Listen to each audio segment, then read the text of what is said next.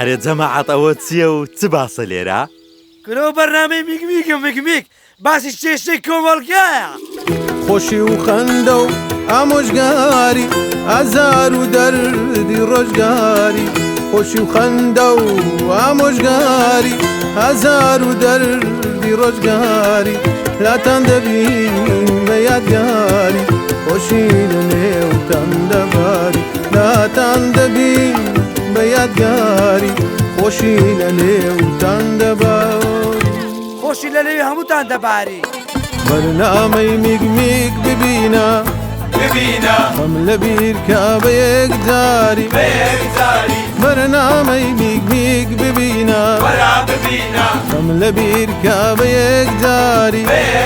کە بەرنامەی میگمیک ببینە خۆشی و خەندە و پێکەنینە بەرنامەی میگمیک ببینە خۆشی و خەندە و پێکەنینە.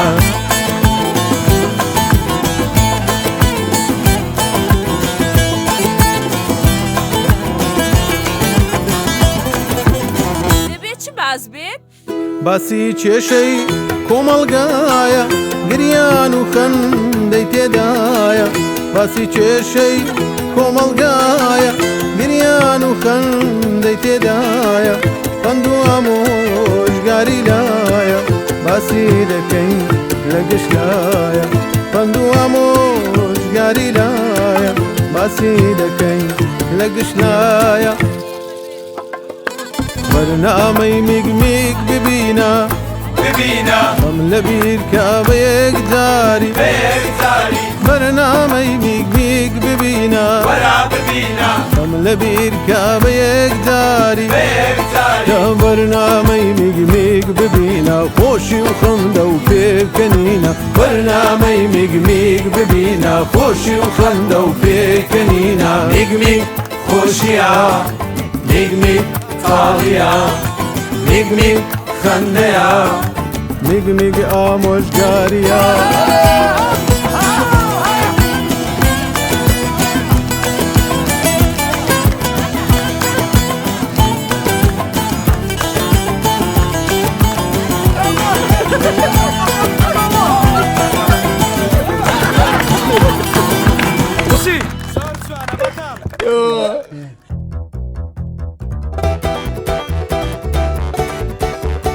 بابی سیروان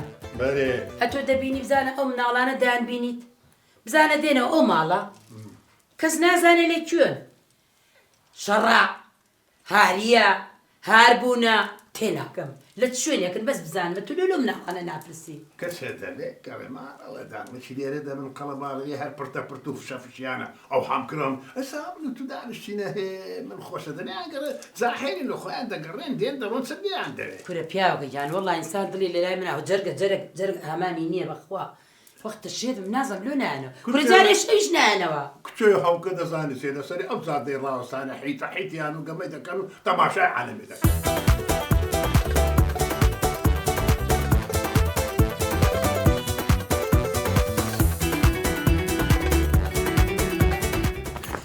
چێوە ئەو چێلۆ غاردێنەوە نازم لۆ چێ بەدی چلۆ غاردێن بوو نازم چێوە دماکەتیەوە ئەتۆ لۆ بدم کەتیەوە ئەم بەد ئەتوو بەدم کەتیان زان لۆ بەدوان دەکەیەوە لە پێستاوە لە پێستا لە ڕۆیست ئێستا چامە بە دوو چیان کەتینە ئەتۆ دوو بەدومە کەتی بۆ کچێ خێرە چ لە بەدەوێتە زانەوە زانەی چاومەوە ئەی ڕۆژێ ئەنگۆلۆ شەقەز لە منە کورە ها ئەتوو نازە ئەمە هەدار عەنتەرم پێ دەرێن وەس بە لەکێ دەڵێەوە سیروانە توش بەرەوە ئاخزاتە لە برام دەکە سیروان مشکلم لەگەرە تو نییە دەست بینە خوارێ ئەتۆ بینە خوارێ پێ دەرم دەست بینە خوارێ دەست بینە خوار مەقسەدم سیروان دەست بینە خوارێ مشکل لەگەر تو نییە ها خوێڕی تێنێ دەگەر بەدە فورا بەدە بەر سیروان ئەتۆ بەدەستە خۆلێکدا بەردە دەی یاڵە دەی دەی ئەتۆ خزمەکتانە ئەوەنێ نای ئاریسابی ها ئۆ باسی ناموسم دەکەی سیروان ئەتۆ بپێوە وەرە منە دەجێڕمەوە دەی زام عاقلیان دەی بزانم دە قسەم باشە باش سعادەکە لێ دەپرسم دەبڵێ دەی نەخۆشەکان دکتۆرەکان وەشی عەمەلیاتی نەخۆشەشی دەکەن لۆ دەبام قەیداگەرین دەی لەبەرەوەی ئەو میکرۆبە سەر نەخۆشەکە. والله هیچ نەزانی نەزانی لۆ هەتا ئەگەر نەخۆشەکە مرد دکتۆرەکەی نەناسنەوە شتی سەیر و سەبەرە لەلایە هەرێ بخوا یا الله ئەوە چێت ئەیداکت کۆرە بێت چ بۆ ڕۆڵە کورەتە قسەی بکە دەی ڕاستەکە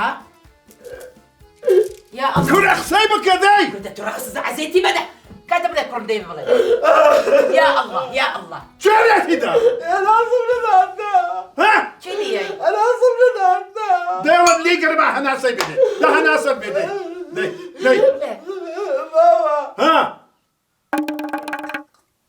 يا الله بابا ها كرب بابا ها أبلا تلفون قراني ايه لك سيرواني مو بسيروان كاسيروان كاسيروان بابا لك سيرواني نبو ها أبل خالد أنا بقول على بيش بيشرب مدمت اللي عالتوربة ايه الراس أداري يا وين صار كذي بشراتي داي بيصير حول ولا قوة إلا بالله ديسان هدارة إذا راح ها هدي يلا دي أنا والله تسوني ما تفشل ها شش هذا زوني بمن دايا بس الخبر راوسة إيه سيقول سينا الشابيسة بيبحي وابري بيلة بيلة دينا بيقصى بما بلي هيرو بيلة راوسة بيلة سيبها من دوت بابا ها سينا كابيس بيبحي وابري هيرو تيتي زونا كسبو بابا خلي ربنا هلا أي دبيلة بيلة أخي عيبة كرة بيلة دايما راوسة السبلي بقى اسمع كثير بعد توش ندم كنت شانو منيش بيلة دي كان بيكس يا خد المالي لك انا ما اعرف كرة بيلة فين بيلة بابا ها هذا قوتي إيه بابا البنت يا مصبيا أمري كرة هات سبيا هذه سبيا خورش بيها يعني نسنا ما يبقى اللي دا عمرو دلمي راوسة ليه قرية والله وتعصرني تدعي ندري لك يا مصبيا كرة كاتي دايا كل عوضة صيد الزبدة والله تزوري تريجي يا بس والله وانا عارف هاتسيوت انا كرة والله تزوري خراب دريب يا زلمه بقول عبين انا ما لا وحاب ملوكو عمرو دلمي يا ري والله دزاني تي خوز قبل خوزي لدايق نبواي اما بياوي وهاد زبان وترسلوكم نيا كلهم من اعظم ما دلي شير ما نقولوها دقيقة والله واخر كابوريتا إذا تكون ليش زانا كل والله كشتي ما بشق عزليتو زانا ده ليه ميراوس زانا درويدا كادي روجيا كيبشيني راوس بروجو بنا حدا قال أبي ده بشيني لا أي والله درويدا لا ما أخو بقربان بروجو بشي ترماش اللو دينم ترماش ما طورك بلو بكر دابر بخوا ما طور بريت كبيرة لك ساعات الدوام خريب بوستي لا تيجيك بيقرب قال لي تقول والله أكره أنا لشين دارين بابينا هذا حالي أنا من الزاني بدي وانا شو أنا بابا أبو زعما القرآن أبو ناس قبل ما أنا بطني أي دنيا السلواني براد هي لو بتني أبو ناس قبل كل ما أنا خدر لما تقعد دخوا كذب وخد الرجل خوي بكا أديتي أصبحت عايزك أبو أبو شعر الذي أرموني ده ترى بس ترى بزام قصة كم وكبزام تشيله أبو شعر الذي أرموني ده نيش بلا شوري إيه باسي تاني عايزكم اللي أنا كنت كم خدر على مكيني أدي ولا السلوان براتا إيه مش تشيلون ذاك أبو نيوات أبو يخون بين يا ما طور الشيراني بكرم لو لا أكرنك عمري لبي ليش لبي تزاني شيء ها والله وبالله وتالله أو كان يبغى يود الخنجين الخنجين بالقرآن إيه وش وش تسابوا بخوات تسابوا يلا دي بزام موضوع سيسيوه برا السلام عليكم عليكم السلام ست سام تايمي كذا كوي باشي تاو كباشا توك السروال تايمي ديارني والله تسوى ولا ده وقتي بيد اقصاك خطاو كده لو زينا هنا ده عارسة مزاتا ونيا موزا تيسا نايو عرساتنا بيدر مو شكبة تفاهم ونيا تفاهم زام كابراش عاقلية تزام كابراش تيجيش دي كابراش روشن بيري طبعا لو يبغى تدري ايه حتى مشكلة قولنا نبيتن ايه دي يلا بدرن تقيب زاملو موضوع ارستنا وقوري عريسة أمو زايتوا زام أمن وكو قندشي شاري هوليل ايه دي بري دموي لا دركيبي مجونة لا بانزري وانا مقصد تبقى تبقى لا باش لوبسي تزي بك لا بانزري بستجوري وانا عيبة عفوا بسرعة عيبة تزي عيبة عفوا لا دركيب برو لا تساوي شيء تدري قرق الدقي عفوا تكاد قشمر وانا الشيء وشي من هابرو ناو تساوي نايبة تسي نايبة تسي ايه أظن لي دمي بيد بريم أظن دمي بس ما داخوازي أريسة أموز بدم شي مكا خير شو تسيب لي تداخوازي اموزا ماريسا ها أظن مشكلة بس ما تحدك هذا كوبا محلك لدي أم بيج بس نبيج دبي أنتو بتسماري محمد بعد ممكن كبير كرتشي باشا كرتشي بأدب كرتشي نشكرة كرتشي باشا كورا كويتي كورا دوغانا فشك إيه بس هيك تحدد أصاني كما شني ناقر تيبغي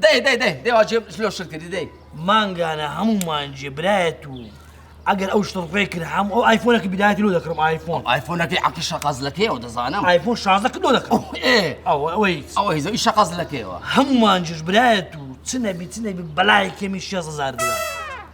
شيء صار يعني معاش نو دبريوا هم مانجي معاش دبر ما كورا والله يصير واقصك بين كورا شيس قلقلك كما بقرعان ده زام قلقلك كما بس أتوش دبي مراعاة يمك يعني دبي ها فايداك ما أنا أمن لو دري مش حسابي خوم كذا وبيهيز ما شر مزاري بلا خوم نبموا شيء زاري تبودم بهمنا وعش كورا دوج من الشر مزاري بس كورا والله يصير واش بين بود كورا شيس قلقلك كما بقرعان تطلق زيادة كا تن شيء تدو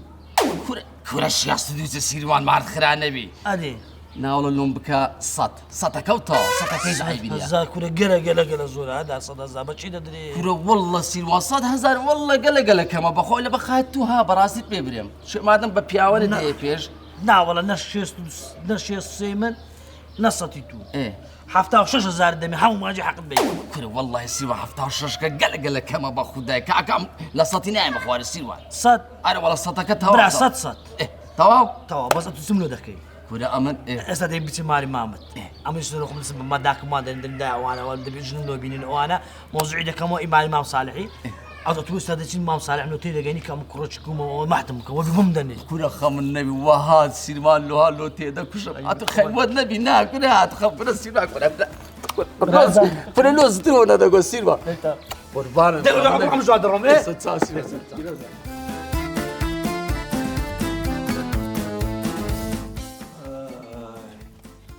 خوش كوت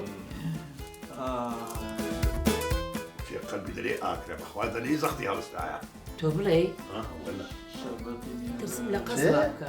شربتي ميوي أمي إيش شربتي ميوي إيه وراها كرة إيه كرة ما واني مرانا هردو شي ساعات مايا نشيني بقرآن يقوم بنادمي يقوم آب شربة النادمي صاحتي بابا دمر بابا كرة دمري نامري في الخير جهنم والله آي دمرت في شربتي ميوش أو شغل خوات زاك شانك شربت ميوشي دامي لخو ذاك شان شي ذاك شان شي كرة ككر برادر ما يا الله خير يا الله يا الله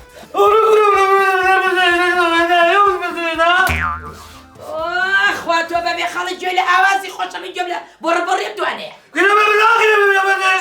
لكن ولا سيفر على متاخر بالمسيج أما بالله كده وين تسوي لك كده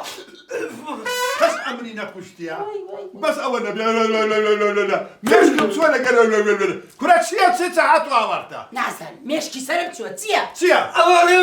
هذا فينا مكان أول لازم بالمسيج متاخر لك هذا روان فهمين هذا وانا من يانتا هو براي خوش المزيج يا أي عمري تنبينيري والله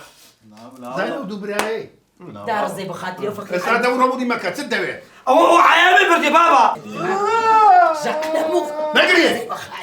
نقري فقر عنها تنوي كده الشيء نقري هاي دار زي حياتي تو ها شمت ايه جاك لموت دس دني لدو دس دني بس ساعدنا لي كم يا هي بيخيدك دايا أوا بابا سيا أوا ما مزاسم ايه ديكو بابا تدوميني قلتم بابا ملايت بابا بروجينا بيتن دخوش انا دوم دوتشو عالم لك مسقبتهم كل اللوح يا مد والله كل من اول روجي رمضاني روجي مقرتياتو لوح من بردي هاي هوا كل بقران خير يعني كل دايا يسرقوا باوعي افتعش المخاطر تيدا بتسير درندا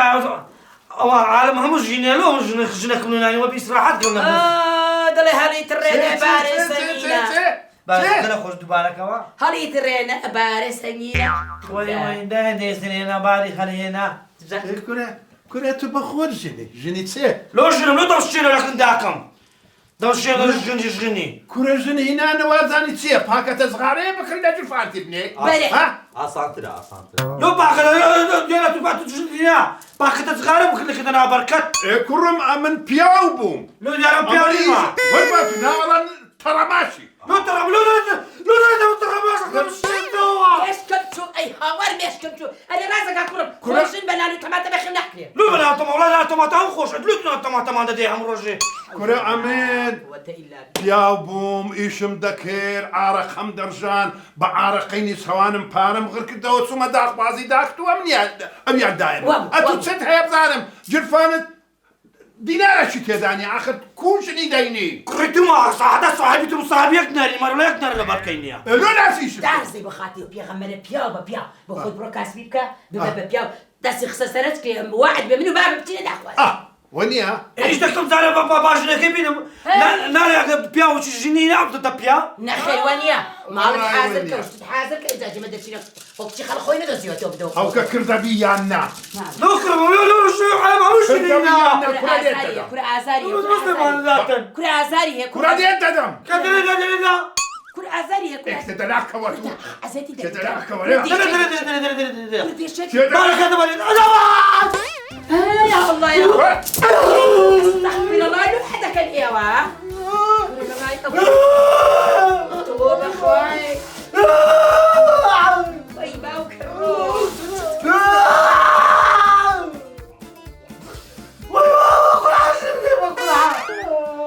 وحنا ناموس كل شيء يا والد من ضرب خوش اولاد ما هي قال اصلا شيء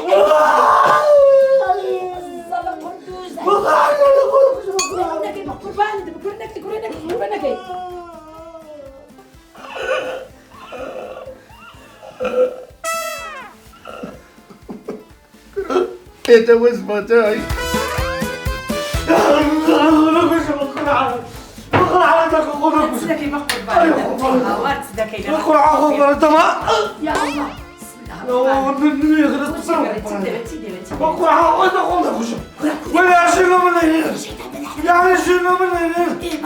الشيطان منح كنا بابي سلوان كنا راكب القرآن سلوان بالباب زانم سلوان جا سلوان برد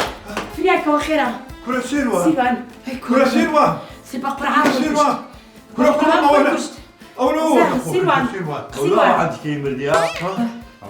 كنتي كنا مردو والله صاد هذا قريب هذا هذاك يعني والله هاي هذا سلوان هذا تريدك سلوان باقي سلوان بيناجي هاد بين جلوه بناحة والله بناحة الصري ده يا الله راسي عندك كل وش بس راسي عندك والله بناحة يا الله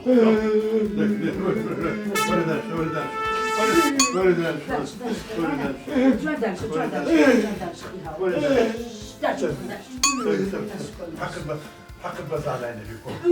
ما شارك وش يواش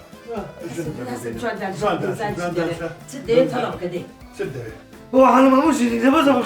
كلش من العيد او كفر عامو وش اللي هنا من دائما فتحي ما جنينا بس مش اللي هنا يواش كل ما فتحي ما شاء الله هبونا مع رزيانه كراكم ازانم خطوج ايش كاجني بوينم ما شاء الله شنو بس شنو منو ايش دكم ها شاذ هذا لا ولدي خومان أساس دبيكم هي أو الرزاكة بيصل زايد دكا بيصل زايد نا والله بدو دفترين هذا إيه كاكا أول دبو دفروشم إن شاء الله جن دبو دين تشد دبي ها ضمن تشيك من خمسة تشيها بتركب بس ما حسنا تشي صالح يا صالح كيف؟ تشي صالح كل اوان هبون ومعمل يعني هيا ايه بقربان دز نشان هيك كبكتي صالح الدنيا لا قسم لك اول شكل هذا يا موزاش كنت هذا قلت واتساب عندنا كنت دا قاسم نهار ما بس سماره دك مكتك راسي تاكيدي راسي انا بسكر راسي يا مراد خو بيت بكر البوري خود راسي اخر ما فقير توا اكتشفينا مستوعب خوما رحمة القري انا والله والله عيبين والله عيبين يا كاميرا والله عيبين والله قرعه تودا ثاني يا بس انا باسينك تدخلنك بس كتلك بس بس خذ ازيك خذ ايه بابا خي بابا بقول عشان قلبنا بخوضها قدام نامري شرط بقربان نامري كا هجا كم باب سنة داخل بركة صالح بيع وشي باشا ده من داخل امين بخاطري بيغا مش حزك ام دغ جيرتي دردو تاعي صاغم مش حزك بكرك مش بينك بحسيته جنبتي والله كيد ري حاسب والله بابا يستا بابا سوا هذا شنو نادي بمناش قلت استادين سنة بليت هذه ما تورك ايمن أعوذ بالله وهذا ما واحد زي بفروشهم أو زي بفروشهم جوني لبوا يبينهم أجر برك بارا ما ددم يبرو له خد ما تورش بك بابا يستا بتسين سكو ما بقولي وارد باب تعرف كي ايه بريدك كوي لو خو ما دسين تلفوني جيبوا كيلو عقداري انا كيلو عيبه كركر بودي دودي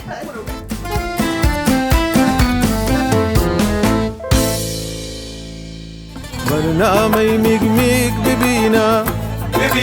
رملة بيركب يقداري برنامج ميق ببينا رملة بيركب يقداري برنامج ميق ببينا خوشي وخندة وكيف كنينة برنامج ميق ببينا خوشي وخندة وكيف كنينة